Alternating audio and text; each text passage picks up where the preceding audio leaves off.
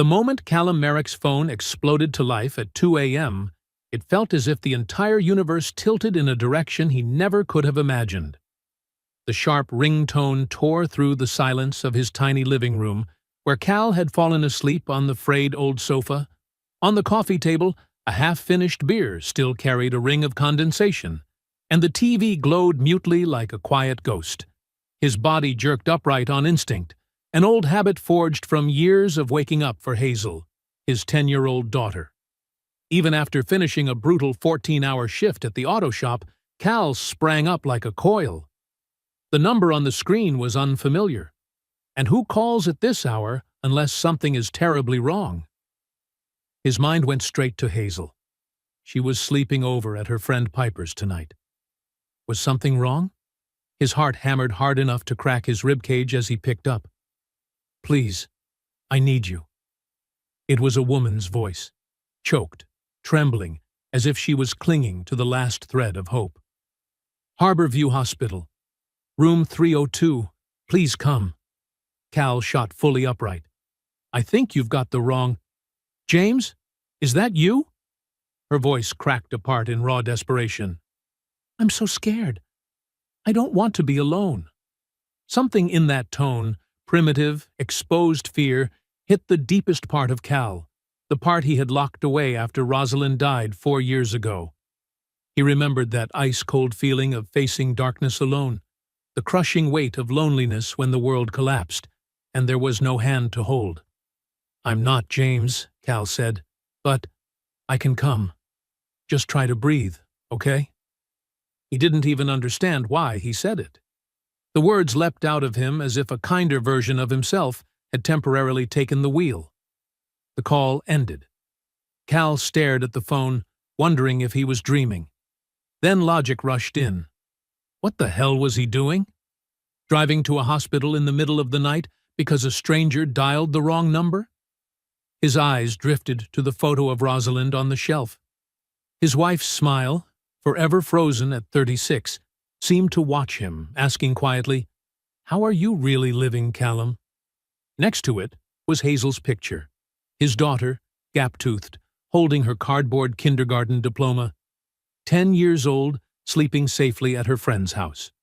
Everything he did, all the overtime shifts, all the nights passing out on this worn sofa, was for her. The phone felt heavier in his hand. Who was that woman? Why was she clinging to a man named James, who didn't bother to show up? 2:08 a.m. His rational brain listed 100 reasons to lie back down. He had a transmission to install in the morning, and he needed to pick up Hazel at 9. He didn't even know exactly where Harborview Hospital was. Yet his hands reached for his keys. He called Mrs. Constance Bellamy, the elderly neighbor who had insisted multiple times on being his emergency contact. He apologized for waking her and gave a brief explanation, asking if she could keep an eye on his apartment in case Hazel came home early. Then he stepped out the door. Seattle at dawn was eerily empty. Traffic lights changed for cars that didn't exist. Cal drove his beat-up old Ford through the dark city, each mile making him question his own sanity. His shabby car looked completely out of place in the hospital parking lot. Under the harsh fluorescent lights, everyone's face seemed washed pale. Cal followed the antiseptic hallway to the 3rd floor. With every step, the same question echoed. Who goes to a hospital for a stranger at 2 in the morning? But the answer always returned.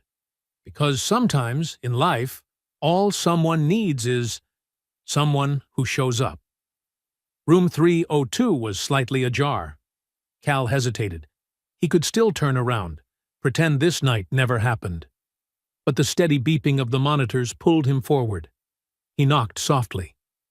She lay there, copper hair spilling across the white pillow, her face pale but so strikingly beautiful it made him pause. Early 30s, and clearly fighting something far bigger than herself. "You're not James." "No, I'm Callum. You dialed the wrong number," he added quickly when her eyes widened. "I just heard how frightened you sounded. I couldn't not come." She stared at him for a long moment, then suddenly let out a small, broken laugh, a sound tangled with gratitude and bitterness. "I'm Vivian Marlowe," she said, "and it seems the universe sent me a guardian angel, instead of a useless ex-boyfriend." The name jolted Cal. Marlowe Communications, the massive telecom corporation known for swallowing up smaller companies. He had skimmed headlines before dismissing them. That world was galaxies away from his greasy auto shop. "James and I broke up 3 weeks ago," she said, wincing as she tried to sit up. "The doctors said tonight would be rough. I called him again. Stupid, I know." Her half-smile tasted bitter. Some promises were never meant to be kept. Cal hovered awkwardly at the door, unsure whether to step in or step out. He hadn't expected conversation. He just wanted to make sure she wasn't alone and then leave quietly. "Do you want me to call anyone? Family? Friends?" Vivian shook her head. "No one. My father passed last year. My mother lives in Europe. As for friends..." She glanced at the empty chair beside her bed. "That kind doesn't show up at 2 a.m. But since you're already here, could you stay for a little while?" Before Cal could answer, the door opened. A doctor entered, tall, steel-gray hair, every movement efficient and urgent. "The latest results aren't good," the doctor said. "We need to adjust treatment immediately. Ms. Marlowe's leukemia is progressing faster than expected." Vivian's expression didn't change, but Cal saw her fingers turn white as she clutched the sheet. The doctor turned to him. "I'm Dr. Penelope Strand. And you are?" "Callum Merrick. I'm a friend of Vivian's." The lie slipped out as lightly as a breath, startling even himself. Outside in the hallway, Dr. Strand lowered her voice. "Ms. Marlowe has acute myeloid leukemia. We've been treating her for 3 months, but tonight, the cancer is resisting the medication." She checked her watch. "The next 48 hours are critical. The new regimen is stronger, but it comes with greater risks." Cal stood there, swallowing each word like stone. So, when she said she was scared, she meant it. Dr. Strand nodded. "We'll begin the new treatment in an hour. Even if you're not family, she wants you to stay. Emotional support matters." Cal's hand tightened around his backpack strap. "I'll stay, as long as she needs." When the doctor left, he remained alone in the dim hallway, trying to understand how his life had veered onto this path. He should call Mrs. Bellamy. He should check on Hazel. He should go back to his already chaotic life. Instead, he walked back into room 302. Vivian now looked impossibly small. The strong, polished mask she wore had completely fallen away. "Did the doctor tell you the dangerous part?" she whispered. "Most people run the moment they hear it." "I'm not most people," Cal replied, taking the chair. "So, Vivian Marlowe of Marlowe Communications. Tell me why a telecom heiress is alone here at 2 in the morning?" Her brows arched. "So you did recognize the name?" "I read the news sometimes," Cal chuckled softly, "while waiting for engine parts." Vivian studied him more closely, as if seeing him clearly for the first time. "So what's the most important thing in your life, Callum Merrick?" "My daughter, Hazel. She's 10. The answer came instantly. "Everything else is just detail." Vivian's gaze softened. "Tell me about her." So he did. For over an hour, between the footsteps of nurses and the hum of machines, Cal talked about Hazel, her science project on engine efficiency, her obsession with vintage cars, how she was better at mechanical intuition than math, their Sunday movie nights they hadn't missed since Rosalind's passing. In return, Vivian cracked open her world, the pressure of being the sole heiress, a skeptical board of directors, the ex-boyfriend who fled after her diagnosis, the friends who evaporated when illness stole her shine. That conversation, strangely enough, felt effortless, as if two souls from distant worlds had stumbled into the same fragile moment. "The doctors said I might not make it through the night," Vivian said at last, voice eerily calm. "That's why I called James. I didn't want to die alone." Cal's heart dropped. "Then I'll stay," he said, quiet but solid as bedrock. No one should face this alone. That night, beside a cold white hospital bed, a single dad and a dying billionaire woman, standing on the edge of a 48-hour battle, unwittingly stepped into a story that would alter both their destinies. If you're following this story, don't forget to subscribe so you won't miss part 2, because the twists only get wilder from here. And tell me, do you think that 2 a.m. phone call was random, or was fate trying to intervene? Vivian survived that night, bluntly defying every grim prediction the doctors had laid out. When dawn broke, the critical window had passed. Her body was responding to the new treatment regimen far better than anyone had dared to hope.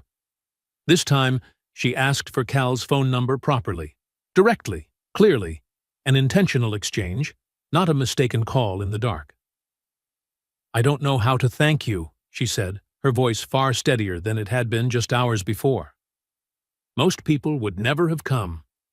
Most people haven't been where I've been," he replied, thinking of those first terrifying nights after Rosalind died. "Take care of yourself, Vivian Marlowe." He left the hospital believing with absolute certainty that this was the end of their strange encounter. He had a daughter to pick up, a transmission to rebuild, a life to return to. He had no idea how wrong he was. 3 days later, just as Cal was preparing to close up Merrick's Motors for the evening, a glossy black car rolled into the lot, like it had slipped out of a luxury auto commercial. The driver stepped out, a stern-faced man in a suit that probably cost more than Cal's monthly rent. He approached, carrying a cream-colored envelope. "Ms. Marlowe requests your presence at her residence tomorrow evening at 7, the man said, his voice perfectly crisp. "The address is inside the envelope. She instructed me to tell you that this matter is very important." Cal's first instinct was to shut it down immediately. His life was already tangled enough, like a mass of burnt wires. He didn't need a billionaire battling illness thrown into the mix. But curiosity, and if he was honest with himself, concern for Vivienne, quietly won out. For the next 24 hours, he found himself distractible, unfocused, his mind continually circling back to the same question. What does Vivian want from me? Hazel quickly noticed the odd behavior in their usual morning routine. "Dad," she frowned, "you just poured orange juice into your coffee and put my cereal in my lunchbox. What's wrong with you today?" All he could do was give her a sheepish smile, but that question stuck with him the entire day. What was wrong with him? Why was he so drawn to a woman he had only spent a few hours with? Someone who belonged to a world so far removed from his. It was like they were two different species? The Marlowe estate was exactly what he imagined, and then some. A sprawling mansion overlooking the city, gardens trimmed to perfection, and a security system that made Fort Knox look like a children's playground. Cal stepped out of his truck, suddenly feeling out of place in his clean but faded jeans and the button-down shirt he had ironed within an inch of its life. A housekeeper led him through marble-tiled halls into a sunlit room, where Vivian was waiting. She looked far better than she had under the harsh hospital lights. A flush of color had returned to her cheeks, though her whole presence still seemed fragile, as if a strong breeze might tip her over. When she saw him, she smiled. A real smile that reached her eyes, no longer just a polite mask. "Callum Merrick, you actually came." "You said it was important," he replied, remaining standing, abruptly aware of how luxuriously poor he looked, amid a room where the pristine white sofa probably cost as much as his entire truck. Vivian gestured for him to take the seat across from her. "I have a proposal for you," she said, her voice both serious and tinged with hesitation. "It's going to sound a little crazy, but I hope you'll listen to all of it before you say no." What Vivian proposed that evening was, quite literally, insane. She explained that her rare form of leukemia was treatable, but would require months of aggressive, relentless therapy. The prognosis was uncertain, but one thing was clear. The board of directors was using her illness as an excuse to seize control of the company. "They think I'm weak," Vivian said, a flash of anger lighting up her exhausted eyes. "They think they can push me off the track while I'm down. I need to prove to them, and to the world, that I'm not alone, that I have someone beside me, that I'm still sane enough to make decisions." "And what does that have to do with me?" Cal asked, though deep down he already knew the answer. "I need someone I can trust, someone who showed up for me without anything to gain." She leaned forward slightly, her voice soft but as steady as steel. "I want to hire you, Callum, to become my partner. You'll accompany me to treatments, board meetings, public appearances, to show that I have someone at my side." Cal laughed, thinking she was joking. "You mean hire me as a fake boyfriend? Vivian, I'm a mechanic. I have oil under my nails and a kid at home. I don't belong in your world." "That's exactly why it works," Vivian countered. "You have no ties to my industry, no hidden motives, and I'll compensate you fairly. $1 million for 6 months. Cal stopped laughing instantly. Vivian continued, "That amount is enough to secure Hazel's future. Enough to give her opportunities you've only dared to dream about." She had struck the nerve. $1 million. Money that could rewrite the entire future for him and his daughter. A better home in a safer neighborhood. A college fund. And maybe, one day, the chance to open the auto shop he'd always dreamed of. But at what cost? "I'm offering you a chance to change your life, Callum," Vivian said quietly, her tone both gentle and strangely powerful. "And all you have to do is stand beside me while I fight to live." Cal left the estate without giving an answer. His mind spun like an engine missing a spark plug. That money could change everything. But what was the price of stepping into someone else's world, pretending to be something he wasn't, facing public scrutiny, lying to everyone? He drove aimlessly through the city, eventually stopping at the cemetery where Rosalind rested. His wife's simple headstone cast a dim shadow under the thin moonlight. Cal stood there for a long time, hands tucked into his jacket pockets, breathing in the sharp cold of the night. "Ross, what would you tell me to do?" he whispered. Rosalind had always been his compass, practical, resilient, and bluntly honest. What would she think if Cal agreed to something half real, half false, even if the ultimate goal was Hazel's future? He remembered those early days after Rosalind's death, how hard he fought to keep everything from collapsing. The times he had to choose between Hazel's extracurricular activities and the electric bill. The constant fear that a major car repair or a medical issue would push them into a debt they'd never escape. $1 million. Hazel's future. The safety he'd never been able to promise. But what would he be teaching his daughter? That lying was acceptable if the money was enough?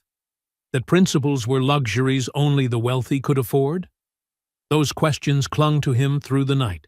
The next morning, Cal found Hazel sitting at the small kitchen table, carefully stitching up a tear in her worn-out backpack. The sight hit him like a punch to the chest. She was 10 years old, learning to fix things instead of replacing them, accepting limitations as if they were normal. And Cal realized that was exactly the burden he hoped she'd never have to carry. When Hazel looked up and smiled, gap-toothed, looking exactly like her mother, Cal knew the answer. He dialed the number Vivian had given him. "I'll do it," Cal said. The words felt strange and heavy in his mouth, part surrender to circumstance, part the sense that a new door had cracked open. "But I have conditions. Hazel is always my first priority, and I won't lie to her about any of this." "Agreed," Vivian said immediately, relief unmistakable in her voice. "When can you start?" "I need time to talk to the shop, find someone to manage things." 2 weeks. 1 week, Vivian corrected. Not a request, more like a breath-soft command. "I'll cover any losses. My first treatment cycle starts Monday, and I want you there." And just like that, Callum Merrick, a single father, an ordinary mechanic, officially stepped into the glittering, ruthless, undercurrents-filled world of Vivian Marlowe. A world completely foreign to him, a proposal beyond belief, and a path he had no way of knowing would lead him to where. The following week passed in a whirlwind of preparation. Cal went to Rusty, the most experienced mechanic he had, and discussed handing over the shop's management for a while. The explanation Cal gave was only half true. He'd been invited by a big company to consult on fleet maintenance. Rusty's eyes widened, but the surprise quickly faded into excitement. A chance for advancement, a raise. There was no reason to refuse. But the conversation with Hazel was much harder. In their usual pizza place, surrounded by the smell of hot cheese and the clatter of voices, Cal gently explained that he would be working closely with Vivian Marlowe for the next 6 months, helping her through her cancer treatment. "So, you're like her nurse?" Hazel asked. A slice of pepperoni paused halfway to her mouth. "Not exactly. More like a friend who helps her. Someone who drives her to appointments, supports her in meetings when she's tired." Cal chose his words carefully, trying to balance truth with the half-truth he was now committed to. "And since she and I will be seen together a lot, people might think I'm dating her." Hazel's eyebrows shot up. In her eyes was a mix of caution and concern, so much like Rosalind it almost hurt. "Are you dating her? Is she going to be my new mom?" Cal squeezed his daughter's hand across the table. "No, sweetheart, nothing like that. She's just someone who needs help, and I happen to be in a position to help." Cal tried explaining more, that the job paid very well, enough to move to a nicer place, save for Hazel's college, even take that Disney World trip they had talked about for 3 years. Hazel stared at him for a long moment, with a measuring look that made him uneasy, a look far too similar to her mother's. "But if you pretend to date her, isn't that lying?" The question stabbed straight through Cal. "Yes, in a way," he admitted, because he couldn't expect Hazel to hold on to principles he himself was bending. "But sometimes life is more complicated. There's a difference between a lie that hurts someone and a lie that helps someone who truly needs it." Hazel tilted her head, thinking. "Like when I told Mrs. Bellamy I liked the sweater she gave me for Christmas, even though it was itchy and covered in cat hair?" Despite the tension, Cal burst out laughing. "Yeah, something like that." Hazel nodded solemnly, then her face lit up like a Christmas tree. "So, if we move, can I have a room with a window seat, and we paint it blue? And can we get a dog? You always said we couldn't because the apartment was too small." Cal ruffled her hair, relief flooding through him. "One step at a time, sweetheart. Let me start this job first, okay?" The first Monday, the day Cal officially stepped into Vivian's world. He wore the new clothes her assistant had sent, designer jeans, a cashmere sweater so soft he felt unworthy of touching it. Everything felt foreign to a man used to living in cotton, denim, and the smell of motor oil. Vivian waited for him in the foyer. She wore a simple but elegant outfit, black trousers, a cream blouse, a silk scarf wrapped carefully around her head to hide the thinning hair from chemotherapy. "Ready to be my eye candy?" she joked, but the smile didn't fully hide the tension in her eyes. Cal offered his hand with exaggerated gentlemanly flair, making her laugh for real. "What's on the schedule today? Chemo? And then the board meeting?" he asked as they headed for the door. "Exactly." Vivian exhaled, her expression dipping slightly. "Treatment at 10, board meeting at 2. My doctor told me to reschedule, but I can't look weak right now. Not when Donovan Westfield is circling like a vulture." Vivian's private cancer center was nothing like Cal had imagined. Leather recliners instead of hospital beds, warm lighting instead of harsh fluorescence. Fresh flowers replaced every morning. But the truth remained: IV stands, monitors, antiseptic smells, and the pain hiding behind Vivian's attempts at composure. Cal had not prepared himself for this. She had been so sharp, so strong, He'd almost forgotten she was sick. But when the nurse connected the IV and Vivian stifled a sharp breath as chemicals rushed into her bloodstream, everything became painfully real. "You don't have to stay in the room," Vivian said, sensing the tension in his eyes. "Just being in the waiting area is enough. The staff all know who I am." But Cal shook his head. "I'm not here just for show." He pulled a chair beside her and sat close. "Tell me about your company. Marlowe Communications. What do you actually do?" 3 hours passed to the sound of chemo dripping steadily. Vivian spoke about her father's legacy, a telecommunications empire built from nothing, and her own vision to bring it into a new era. Cal listened, asked questions, and slowly watched life return to the pale slopes of her cheeks. When treatment ended and Vivian was too weak to stand, Cal helped her to the car, without being asked, without needing an explanation. Paparazzi were waiting. Of course, Vivian had planned for that. A fragile heiress stepping out of a treatment center, supported by a mysterious man's arm.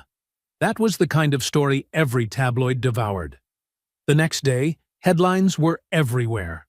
"Marlowe heiress finds love amid illness. Who is the mystery man supporting Vivian Marlowe?"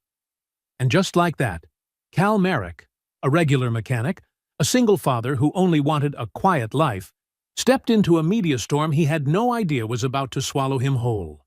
"So it worked," Vivian said dryly when Cal arrived at the estate the next day. She was curled up on the sofa, looking exhausted but oddly satisfied, her hand sliding across the tablet in front of her. Cal caught a glimpse of the photos of them, Vivian looking fragile but fiercely determined, and he himself caught in a side profile, his face serious as he helped her into the car. "That's all you care about? Just the media effect?" Cal couldn't hide the bitterness in his voice. After witnessing her struggle with pain, seeing everything boiled down to a strategic move in their arrangement, suddenly felt hollow.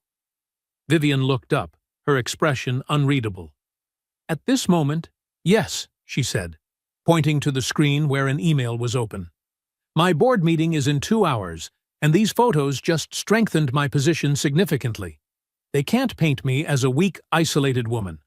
Not when there's a strong, devoted man beside me." "I'm not devoted. I'm being paid," Cal reminded her, a surprising sting rising in him at being reduced to a bullet point in her strategy. Something flickered in Vivian's eyes. Maybe pain, maybe just exhaustion. "Of course, I didn't mean otherwise." Her voice slid back to cold professionalism.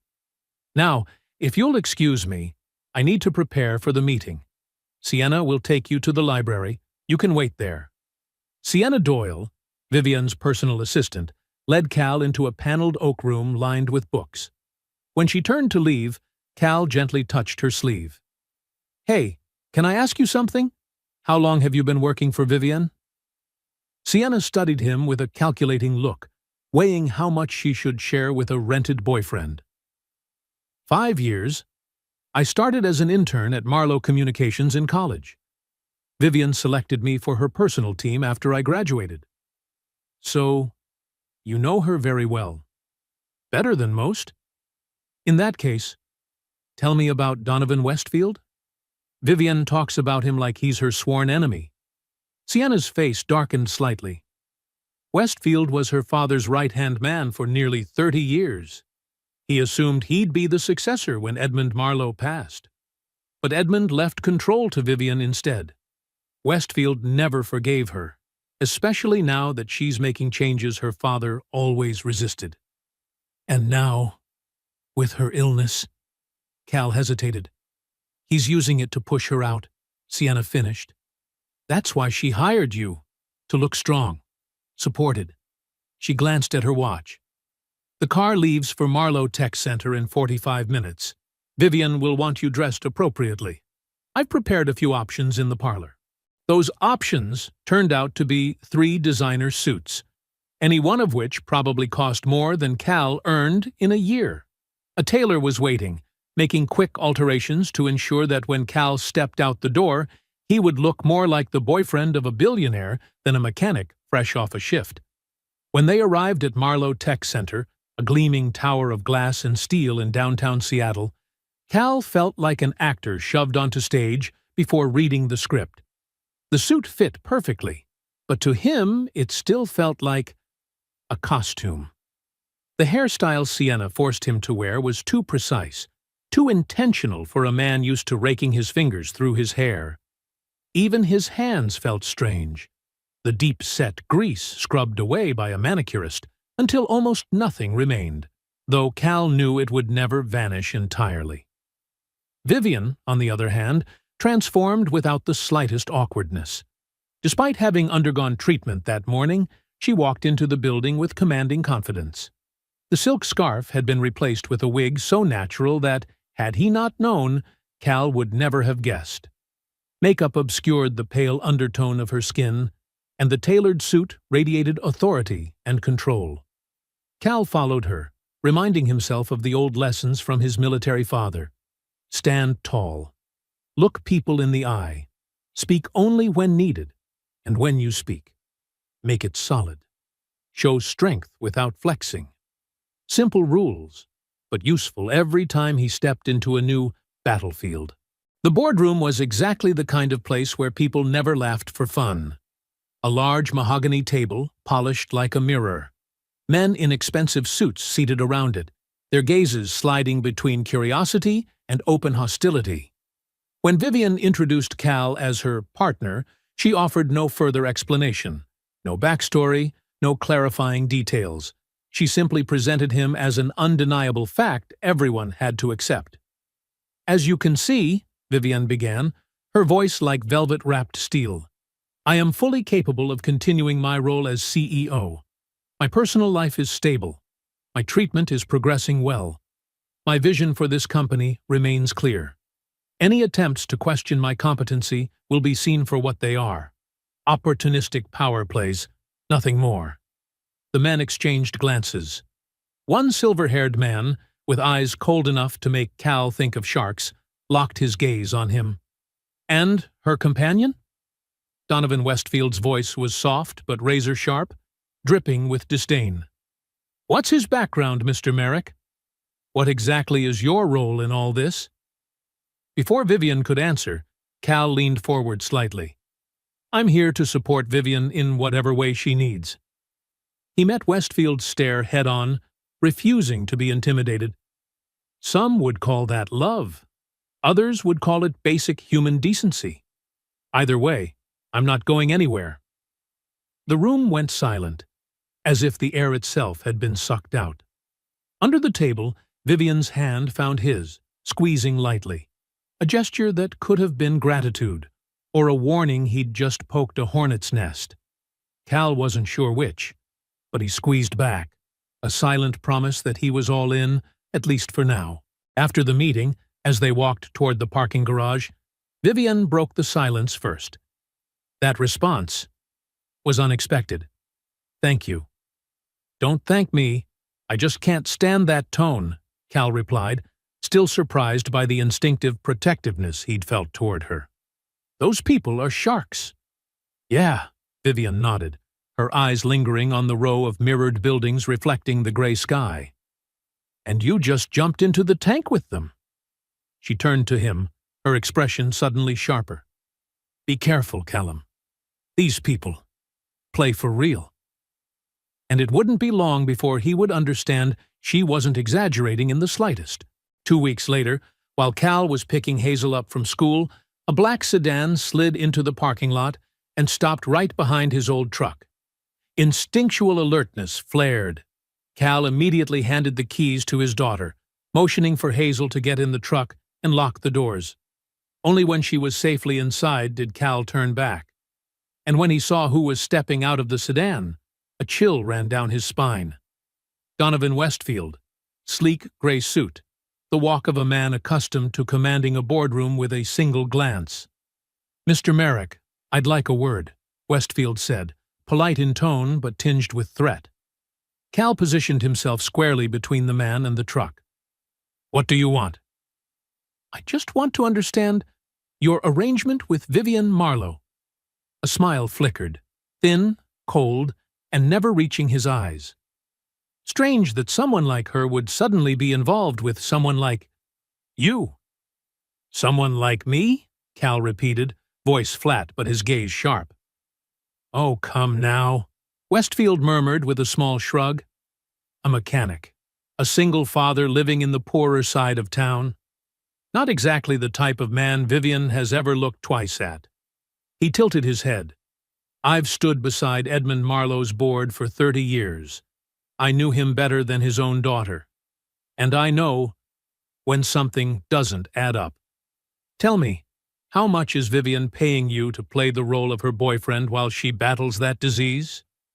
Cal's blood stilled, but his exterior remained calm. You're barking up the wrong tree. Are we sure about that?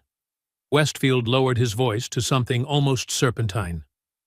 $1 million over 6 months. Correct? For someone like you, that's life-changing money. Enough to make you do things you normally wouldn't. Cal stepped forward. Stay away from me and my daughter. And stay away from Vivian. Westfield let out a soft, contemptuous laugh. What will you do? Run to Vivian and say I threatened you. She already knows I'm her enemy. But let me offer another path. He leaned in. $3 million. Just walk away. And tell the press that this whole relationship was nothing but a fabrication. The blow hit Cal like a hammer. $3 million. A brand new life for Hazel. An escape from a world he never belonged to. For a brief, flickering second, Cal genuinely considered it. But then Vivian's image appeared in his mind. A woman fighting both her illness and a board ready to rip her legacy from her hands. A woman who had dialed the wrong number in her moment of deepest fear and found a stranger who showed up when he didn't have to. You're trying to destroy her, Cal said, not a question. I'm trying to protect Marlowe Communications from a woman who's too emotional, too fragile to lead, Westfield replied, voice hard as stone. Edmund understood that business requires emotional distance. Vivian never learned that. Cal turned toward his truck. $3 million, Merrick, Westfield called after him. Think about your daughter. What kind of father turns down that kind of security? Cal stopped. In the terrifying quiet of that moment, he knew Westfield was partly right. He had taken the job for Hazel. Her future. That had always been his driving force. But then he remembered that morning. Hazel carefully stitching the strap of her torn backpack instead of asking for a new one. Her quiet resilience. The way she never complained about what they lacked. If he took that money, what would he teach her? That loyalty could be bought? That principles were luxuries meant only for the wealthy? Cal drew in a long breath.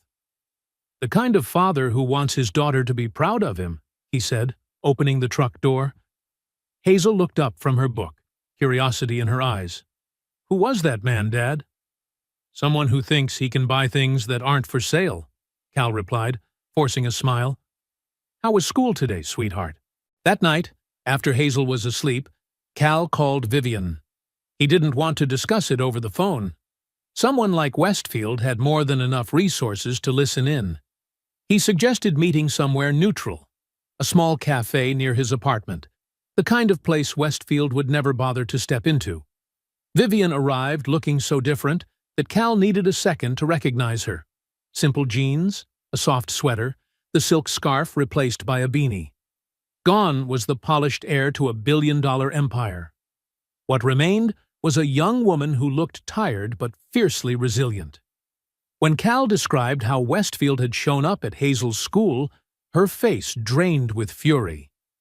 He went to Hazel's school? She clenched the teacup. That's crossing every boundary. He offered me $3 million to walk away, Cal said quietly, aware of nearby ears. And to reveal that we're just pretending. Vivian was silent for a long moment. She stirred her tea but didn't drink. And you refused. $3 million, triple what I'm paying you. Of course, Cal said, as if it were the most obvious thing in the world. Vivian looked up. Her eyes searched his, for confirmation, for trust, or for proof of something she'd always feared. "Is that," she whispered, "all this is to you? Money?" Cal exhaled, running a hand through his hair. "At first, yes. I won't pretend otherwise. But that's not the only reason.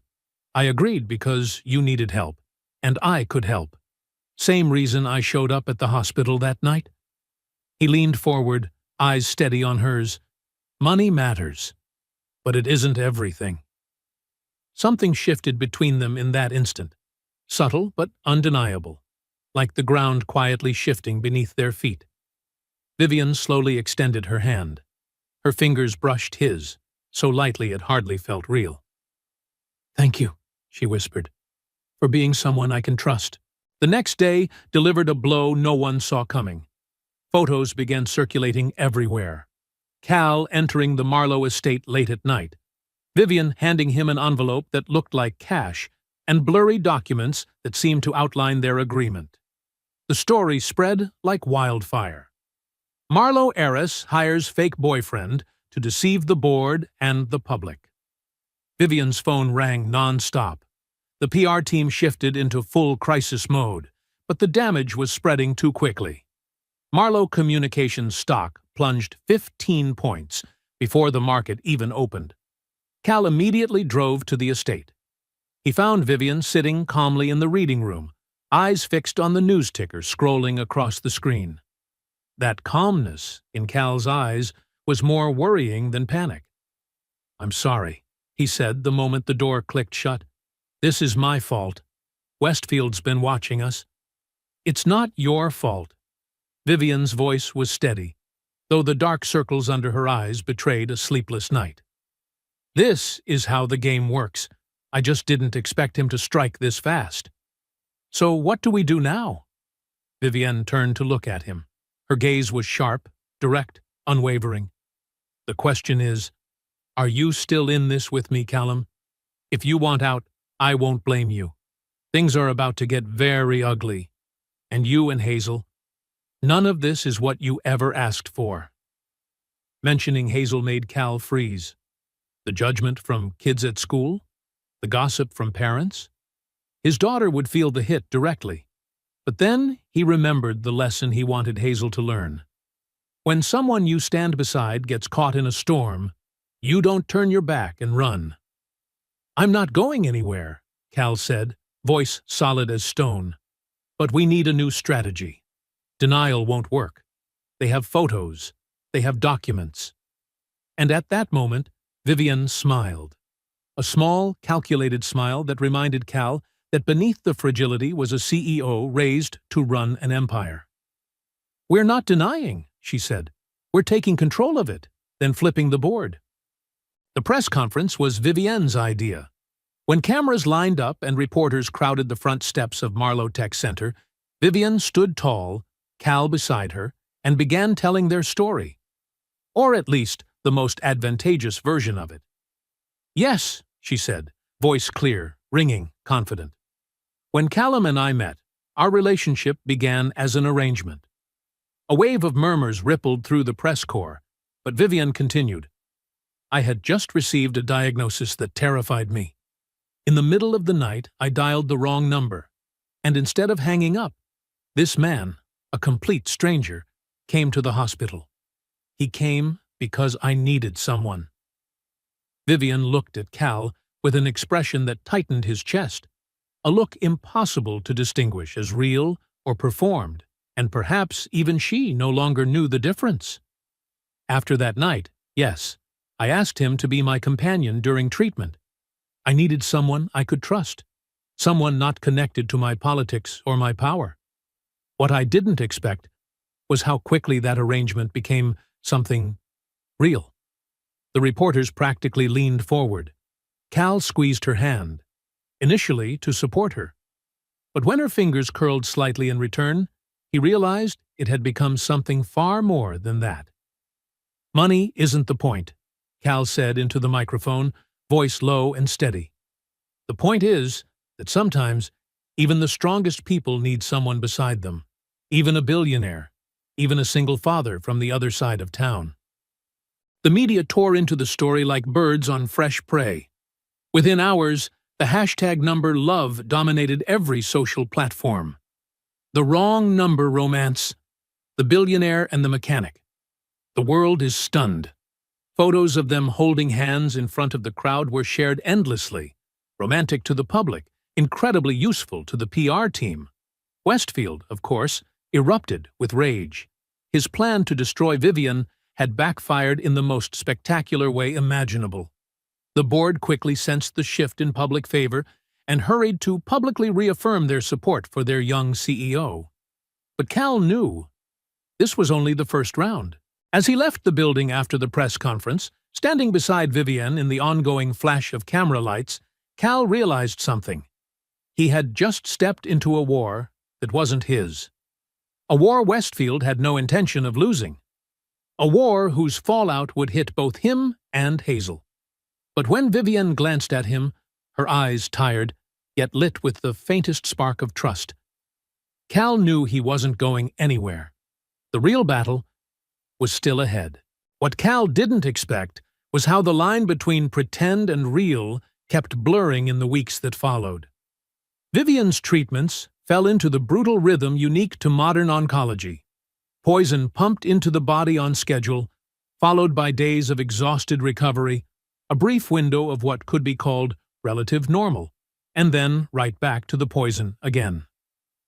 Cal slowly learned medical terms he never wanted to know, developed a sixth sense for when Vivian's nausea was about to hit, and became an expert in the smallest forms of comfort. An extra pillow, a cup of ginger tea, a timely sentence. Things that didn't erase the pain, but made the unbearable just a little less harsh. Hazel, astonishingly, adapted to the new circumstances with a resilience only children seem to possess. When the initial media storm settled, Vivian suggested Hazel come visit the estate, thinking a big house and sprawling garden might lift a 10-year-old's spirits. None of them predicted the almost immediate bond that formed between Hazel and Vivian. It started with a tour of the mansion's library, Vivian showing Hazel first-edition children's classics, telling stories of how she used to hide between the shelves to avoid her father's intimidating business partners. "Dad, did you know Vivian has an original illustrated edition of Alice in Wonderland?" Hazel burst into the kitchen where Cal was making coffee, eyes wide. "And she even let me wear white gloves like in a museum to hold it." From there, things continued with drawing lessons, Vivian unexpectedly revealing an artistic talent that surprised even Cal. She had once studied at the Rhode Island School of Design before her father forced her to drop out in favor of a more practical business degree. Now she sat in a sunlit room overlooking the Seattle skyline, patiently teaching Hazel how to build perspective, how to shade. The two of them bent over a sketchbook, as if they'd slipped into a world that belonged only to them. "She has a natural gift," Vivian whispered to Cal one afternoon while Hazel was absorbed in sketching the rose garden below. "She sees things adults overlook, the way light changes shape, the way shadows create depth. She has an artist's eye." Cal felt a strange mix of pride and unease. He had always encouraged Hazel's interest in mechanics, automatically assuming she might one day follow in his footsteps. He had never imagined his daughter could carry talents he didn't know how to nurture, passions he didn't have the expertise to guide. What else had he missed about his own child? As Vivian's physical strength rose and fell with each treatment cycle, Cal began taking on more responsibility within her business world. What began as simply accompanying her to meetings gradually became helping her prep for them, reviewing reports, listening as she rehearsed responses, and eventually offering his own perspective, seeing things as an outsider unburdened by corporate jargon. "You know what your real problem is?" Cal asked one evening as they sat in Vivian's home office, surrounded by a mountain of quarterly reports. "You're so focused on technological innovation that you forget the human part. People don't just want faster networks or better data packages. They want to feel connected. They want to feel heard." Vivian looked up, irritation flickering before slowly giving way to genuine thought. Go on. Look at your customer service model. It's efficient, sure, but it's all automated menus and outsourced call centers.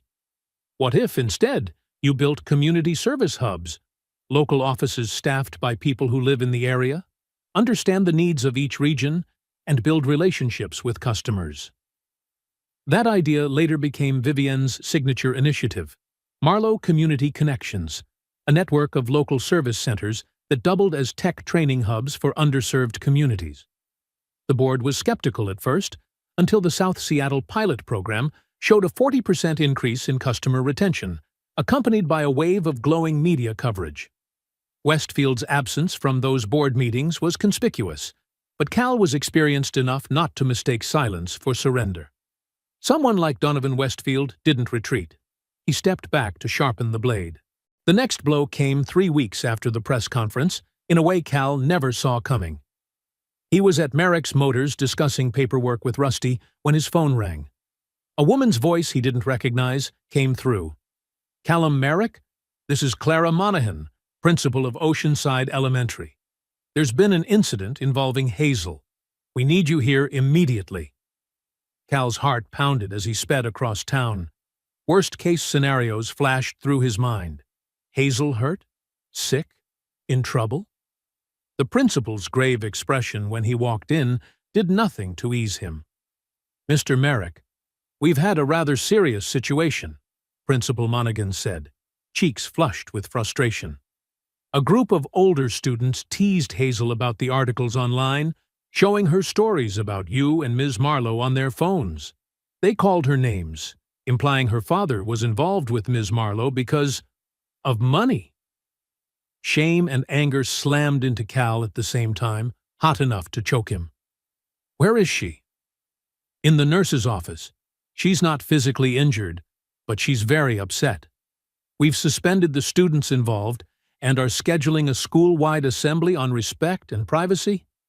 We take bullying extremely seriously, Mr. Merrick." Hazel sat stiffly on the cot, her small face patchy from tears, but her expression tight, forced, the kind of stubborn determination Cal recognized instantly. It cracked the moment she saw her father. "Dad, I punched Tyler Matthews in the nose, made it bleed." Her voice wobbled, caught between pride and hurt. "He called you a bad word I'm not allowed to say. Then he said Vivienne only liked you because you're her toy. I don't even know what that means." Cal swallowed hard and knelt to meet her eyes. "Are you okay, sweetheart?" Hazel wiped her nose on her sleeve, a childlike gesture that made his heart ache. "I told them they were stupid. They don't know anything. I said, my dad is the best dad in the whole world, and Vivienne is sick, and my dad helps her because that's what good people do." Her eyes filled again. "But then Tyler shoved his phone in my face and showed me a photo of you taking money from Vivienne, and everyone laughed. I got so mad I couldn't see straight." On the drive home, they sat in silence.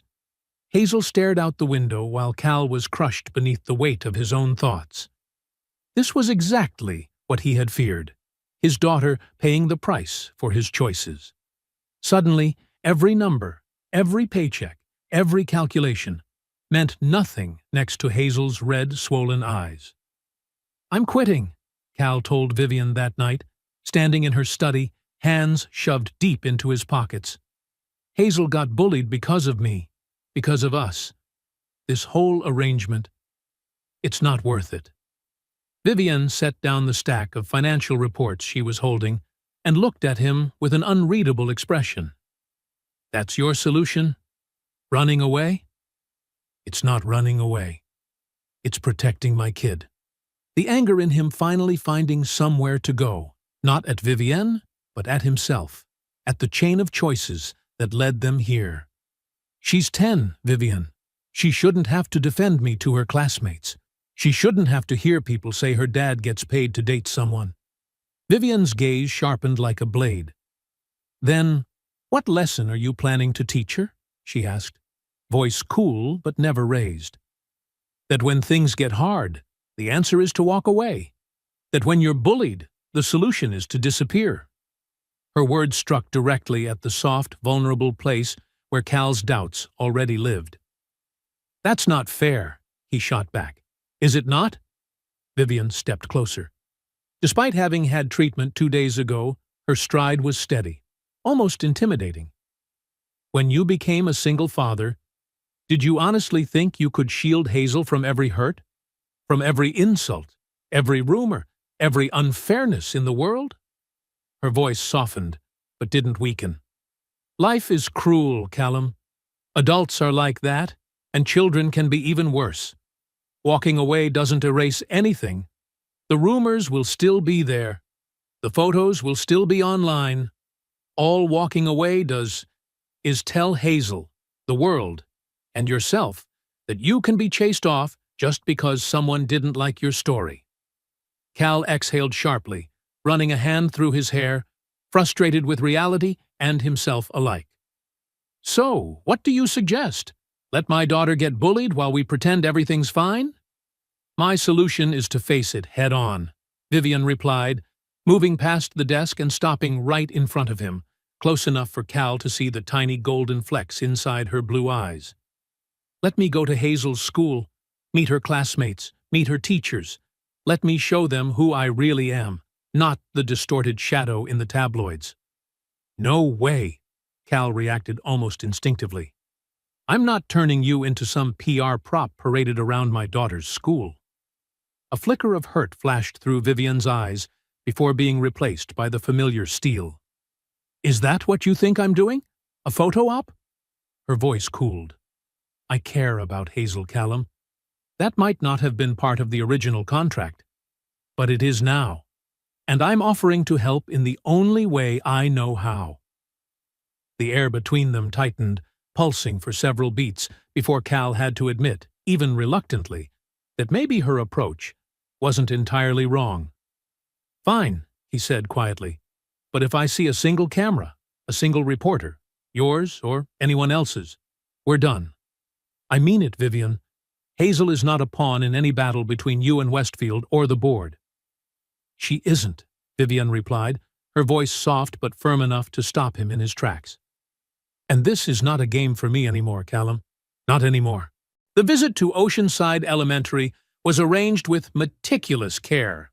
No press, no cameras, no spectacle, just Vivian participating in Career Day, alongside dozens of other parents and guest speakers. She dressed simply, left her designer bags at home, and covered her wig with an ordinary scarf, subtle enough to acknowledge her health, but not enough to invite pity or intrusive curiosity.